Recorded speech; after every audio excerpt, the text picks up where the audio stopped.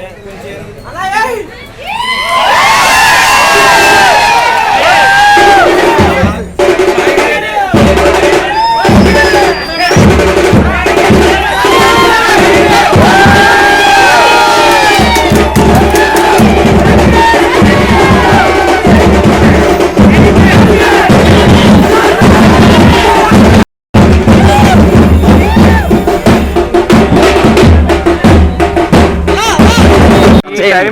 Coverage గురించి అండి.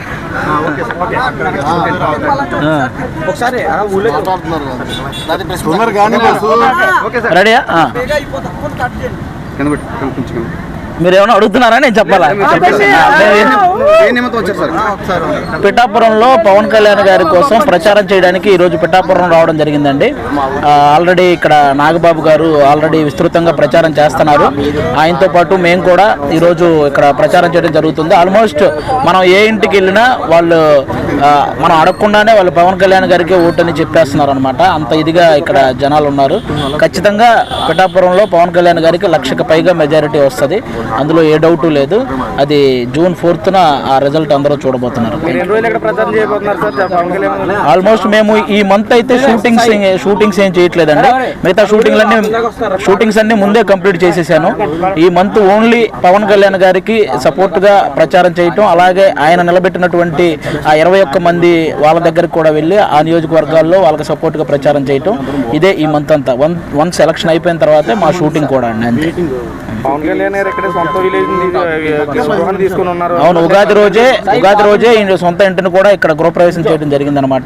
కాబట్టి ఇంకా ఆల్మోస్ట్ అంటే బేసిక్ గా ఇంకా ఎక్కడి నుంచో నిధులు వస్తాయని అలాంటి ఏదో నిధులు లేట్ అయితే కూడా ఇక్కడ ఆలోచించాల్సిన అవసరం లేదు. ఎందుకంటే పవన్ కళ్యాణ్ గారు తన సొంత డబ్బుతో కూడా అభివృద్ధి చేయగల సమర్థుడు అనమాట. అలాంటి వ్యక్తిని గెలిపించుకుంటే పిఠాపురం నియోజకవర్గం గురించి ప్రపంచంలోని తెలుగు వాళ్ళంతా మాట్లాడుకుంటారు, దీని అభివృద్ధి గురించి. కాబట్టి ఇప్పుడు మన తెలంగాణలో హైదరాబాద్ను చూడడానికి ఎలాగైతే ఎక్కడెక్కడి నుంచో వస్తున్నారో, అలాగే పవన్ కళ్యాణ్ గారు గెలిస్తే పిఠాపురం చూడడానికి కూడా ఎక్కడెక్కడి నుంచో జనాలు అలాగే వస్తారు. అంత ఇదిగా సినీ పరిశ్రమ నుంచి ఎవరైనా ప్రచారంలో పాల్గొనే అవకాశాలు ఉన్నాయా సార్? కంపల్సరీ అండి. పవన్ కళ్యాణ్ గారికి సపోర్ట్ గా ప్రచారం చేయడానికి చాలా మంది రెడీగా ఉన్నారు.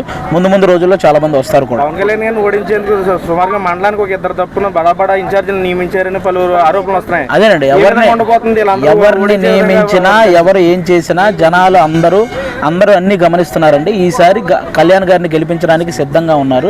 అందులో ఏ డౌటు లేదు. ఆ దత్తాత్రేయ స్వామి దగ్గరుండి పవన్ కళ్యాణ్ గారిని గెలిపించుకుంటారు.